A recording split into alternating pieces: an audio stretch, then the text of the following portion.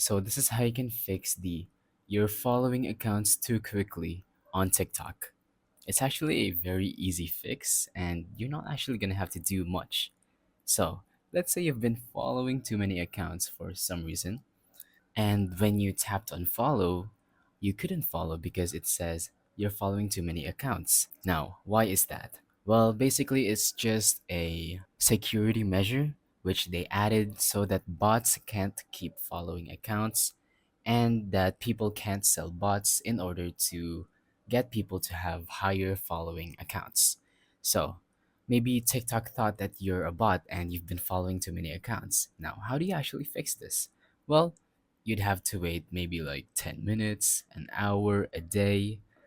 It's pretty much not that known. It can be random at times, like you'd have to wait maybe just an hour, and then if you do it again, you'd probably have to wait a day.